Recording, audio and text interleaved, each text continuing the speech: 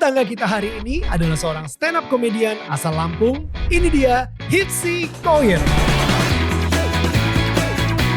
Di sini, Hifzy bercerita bagaimana kedua orang tuanya mendidik dia untuk selalu menjaga sholat dimanapun dia berada. Hifzy juga akan bercerita momen terindah bersama sang ibu sebelum beliau meninggalkan dunia ini. Dan bagaimana kesetiaan Tuhan melalui kekuatan mukjizatnya terjadi di dalam hidupnya saat dia ada di titik terendah di masa pandemi. Inilah dia kisah tetangga kita.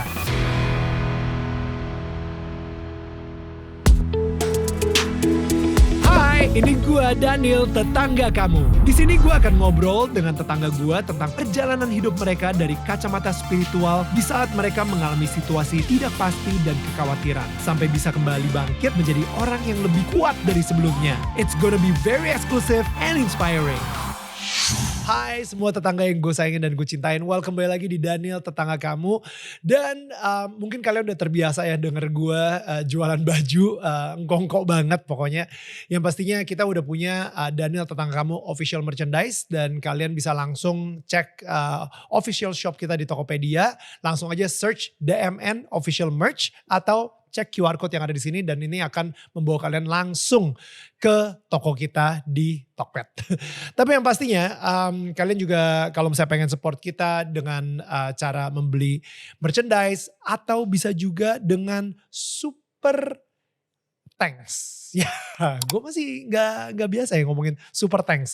Tapi itu adalah salah satu bagaimana cara kalian untuk nge-support kita terus. Dan membuat kita terus memberikan kalian konten-konten yang berkualitas. Dan yang pastinya playlist baru juga yang sangat memberikan value-value juga. Yang membuat kalian bertransformasi menjadi lebih baik lagi. Alright, anyway sekarang ini langsung aja tanpa panjang lebar. Ini dia Hifzy Koir. What's up bro? Daniel, apa kabar? Hifzy, thank you banget ya udah mau hadir di Daniel Tetangga Kamu, udah menjadi tetangga kita Hifzy. Aku yang makasih banget bang, betulan. Thank you. Bang Daniel loh, Bang Daniel Mananta. Mau bertemu saya. Gue beneran deh, jujur ya, gue nggak tahu kenapa nih, gue ngerasa gue lagi pengen Hifzy di sini yang memimpin acara ini saja ya. Kayaknya jadi Hifzy tetangga kita dong, bukan iya, Hifzy kan? tetangga kamu ya. Karena gak tau ya, lu kan udah mandu Suci juga gitu. Jadi udah mempunyai pengalaman itu. Dan lu sendiri juga kayaknya stand up sekarang lagi sibuk-sibuknya keliling stand up komedi juga. Lagi tour juga. Lagi tour juga kayak gitu. Jadi maksud gue it's... Iya, thank you banget bro, beneran deh. Lo lagi tour kayak gini, lo masih menyempatkan untuk kesini juga gitu, seriously. Thank you bro. Kita seperti biasa gitu ya, gue pengen berkenalan sama lo lebih dekat lagi. Mungkin kita mulai dari origin story gitu. Maksudnya secara pendek aja, secara singkat aja. Karena mungkin banyak dari fans lu sendiri juga udah tahu siapa itu Hifzy gitu. Nah cuman banyak yang belum tahu sih kayaknya. Yang tahu ya 30 deh. 30. Tapi lu ini ternyata mempunyai ambisi untuk menjadi entertainer itu emang udah dari kecil banget gitu ya. Bener bang, iya bener. Gue tuh, lu Indonesian Idol tahun berapa sih bang? 2006. 2006 tuh berarti gue SMP ya, bener. Gue tuh pengen banget masuk Idol dulu. Oh wow, udah sempet audisi belum? Enggak. Dulu kayak ngeliat apa penyanyi Idol bawain lagu opening gitu, lagu kemenangan gitu. Buset, gue pengen banget tuh ada di panggung gitu. Nah makanya gue dulu dari kecil itu pengen les vokal. Les vokal, gue bilang ke ayah gue, ya les vokal dong, tapi mahal. Jadinya gue gak jadi les vokal. Sedih banget hidup lo. Gak sesedih itu sih, maksudnya bisa buat ke yang lain gitu uangnya daripada les vokal. Karena itu les vokal yang cukup mahal gitu. Akhirnya jadi les apa? Enggak les lah. Enggak les apa-apa. Uangnya dialokasi ke tempat lain gitu misalnya. Les matematika, kayaknya les matematika gitu. Karena saya bodoh matematika ya waktu itu. Iya, jadi emang pengen idol. Nah terus gue ngeliat juga, gue tuh pokoknya seneng apa ya bisa dibilang ya, seneng di panggung gitu bang. Seneng di panggung, gue ngeliat ada Api dulu, ingat gak lo? Ya, jadi kalau misalnya ada Avi, Iya. Kan AFI kan Akademi Fantasi Indosiar gitu ya. Abis itu di TPI kalau gak salah ada API. Apa sih Akademi Pelawak Indonesia TPI ya. Itu kan barengan tuh Indonesian Idol, API gitu kan tuh pokoknya talent search yang gokil-gokil lah. Betul. Nah gue tuh pengen banget jadi pelawak dari dulu Bang. Oke. Pengen banget tuh ngeliat Kang Sule, ngeliat siapa?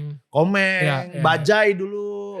Tapi sorry, gue penasaran deh ya.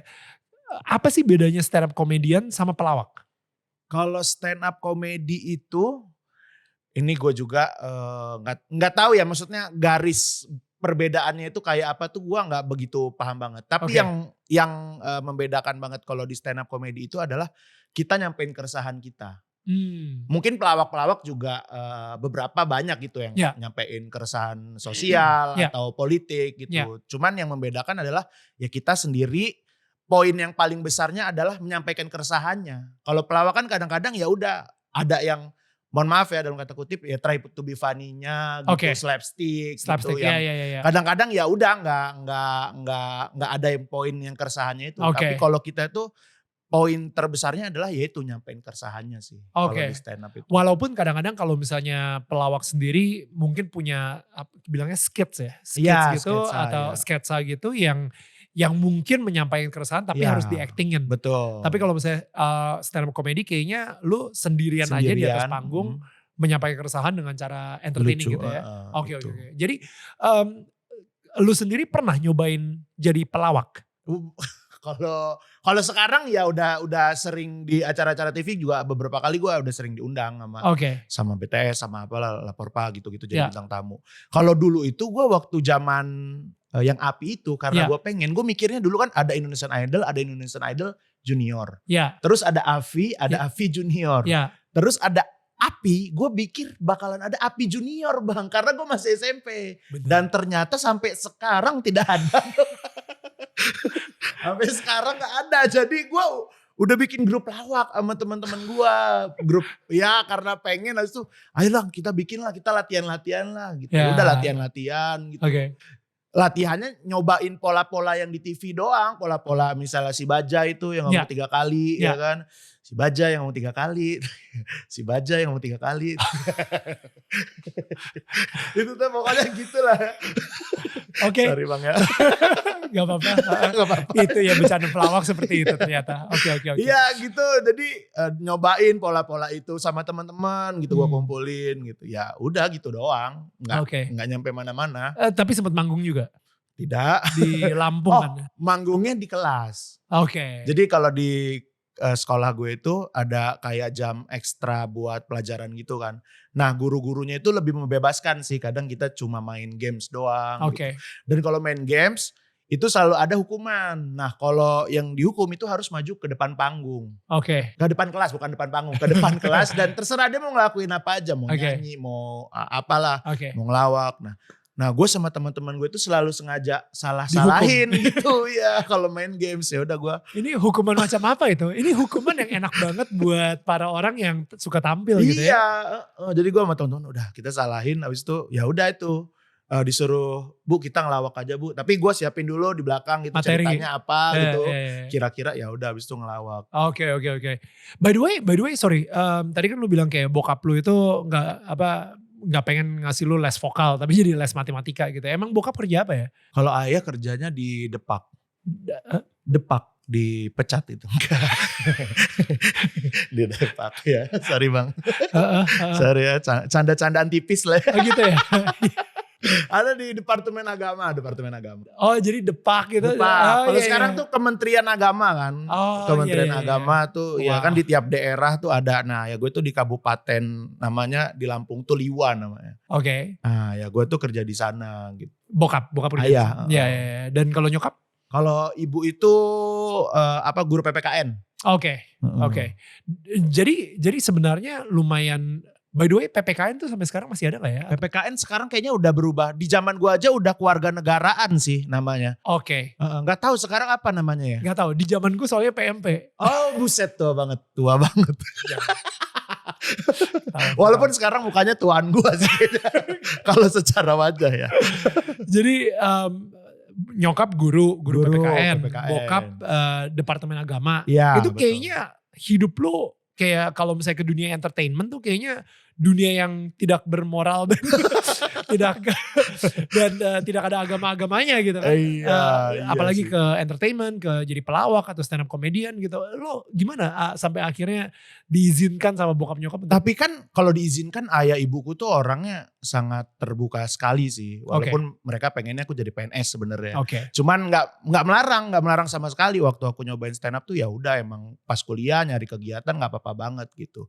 Nah cuman mungkin ya, kalau modal utamanya mungkin gue kayaknya turunan dari ayah sama ibu sih. Maksudnya ayah kan emang dulu tuh kayak suka ceramah-ceramah gitu bang. Oh iya. Di departemen agama?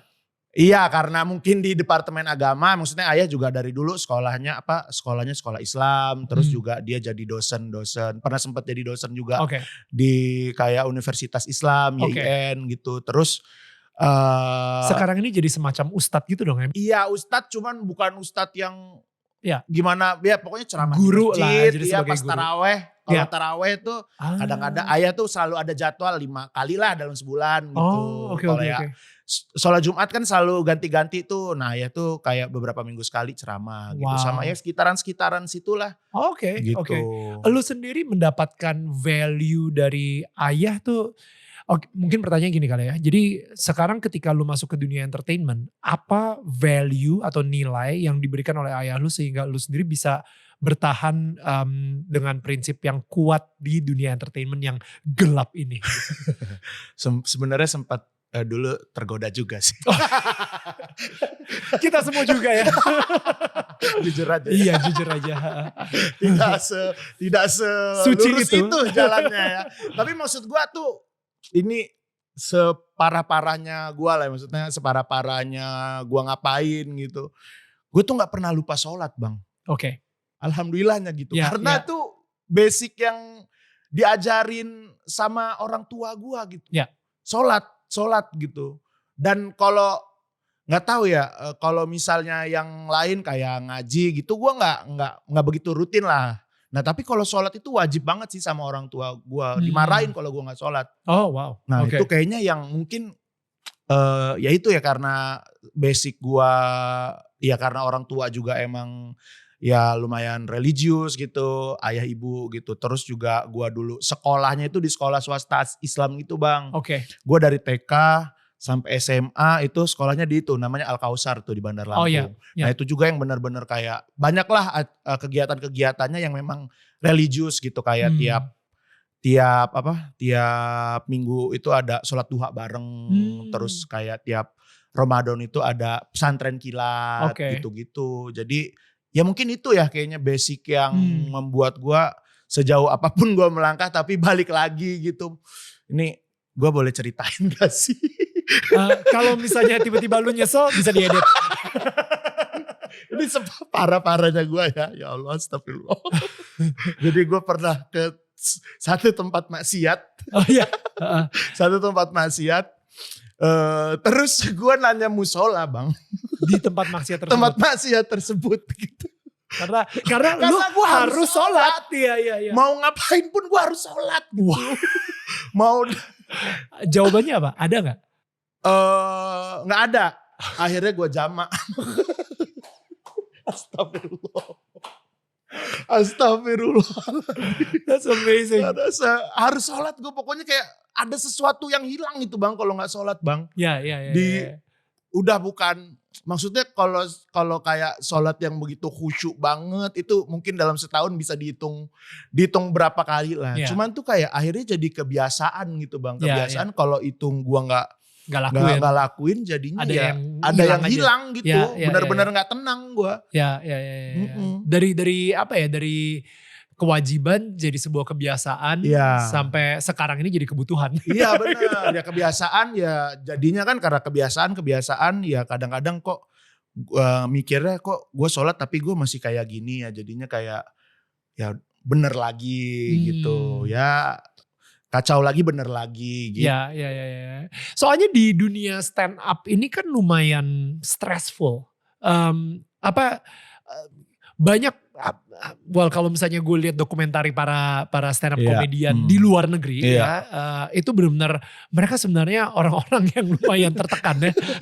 Jadi topengnya atau pelepasannya pelariannya adalah komedi gitu. Dan iya benar. I think gue gak tahu nih, maksudnya dan banyak juga kalau misalnya di luar stand up komedian yang akhirnya ke narkoba atau akhirnya mereka ke tempat maksiat juga dan lain-lain gitu. Makanya gue penasaran gitu, value dari Ayah yang benar-benar membuat lu kayak itu udah begitu jauh tetap aja balik lagi gitu. Di stand up berarti udah dari tahun berapa? Gue udah 10 tahunan kayak dari 2012 ya Bang. 11 tahun berarti ya. Iya. Wow. Dari 2012. Itu ya dari komunitas ya, itu merintis di komunitas tuh berapa. Dari Jogja? Iya di Jogja berapa tahun baru kayak pindah ke kompetisi. Ya. Masih tinggal berapa tahun lagi di Jogja baru benar-benar pindah ke Jakarta gitu. Kalau yang Ayah ajarin sih itu kayaknya nggak Ayah omongin secara langsung gitu ya. Ayah tuh kayak jarang kayak ngobrol langsung lah sama gua gitu. Ya sama ibu sih yang lebih sering kayak ngobrol-ngobrol gitu. Value-nya ya semua, kayaknya semua basic-basic di agama Islam itu ya diajarin ke gua gitu. Kayak ya ini yang paling gua inget sih. Waktu ibu mau meninggal tuh, kayak gua kan balik ke Lampung tuh Bang. Ini salah satu yang gua inget banget sampai sekarang nih. Sering banget juga gua ceritain gitu kan. Ibu waktu itu meninggal kan 2018 akhir. Nah gue sebelum ibu meninggal nih ke Lampung, emang balik ke Lampung itu mudik. Terus gue inget banget ibu tuh nyuruh gue, karena ya alhamdulillah lah gue udah ada rezeki di kerjaan gue gitu. Kayak Bang ayo Bang kita ke tempat ini, orang-orang di perumahan gue itu yang emang gue kenal yang membutuhkan lah, bisa dibilang itu kayak orang yang ngangkut sampah, ada kayak tukang nasi uduk atau yang tukang cuci harian gitu. Gitu. Dan gue sama ibu gue tuh naik motor, terus kita datengin ke rumahnya mereka ini gitu. Abang siapin duit abang gitu buat kasih ke mereka ya, abang sisihin gitu. Ya udah tuh gue kayak datang ke rumahnya, lupa gue namanya, pokoknya ada bapak gitu. Ya gue jarang ke situ, mungkin nggak pernah kali ya gue. Kita pasti lewat aja, skip aja. Kayak, dan itu tuh jadi ini perumahan gue di sini tuh kayak ada lingkungan yang lebih lebih di bawah gitu, ada yang tempat tukang bata gitu, yang buat bata gitu kan. Nah di situ tuh ya udah gue datang di situ ngeliat kayak kondisi rumahnya, ngobrol-ngobrol sebentar gitu. Ya udah gue kayak ngasih gitu ke orangnya gitu. Ke beberapa rumah, akhirnya kayak ke beberapa rumah gitu. Dan itu kayak gue inget sampai sekarang gitu loh Bang. Kayak maksudnya lu kalau udah sejauh apapun kayaknya jangan lupain orang-orang di sekitar lu deh. Maksudnya kayak ya tetangga, ya apalagi saudara. Pesen banget gitu kayak ke saudara-saudara ibu gua gitu, jangan dilupain gitu. Itu sih kayaknya salah satu yang gua inget banget dari ibu gua. That's amazing. Itu tahun 2016? 2000 enggak.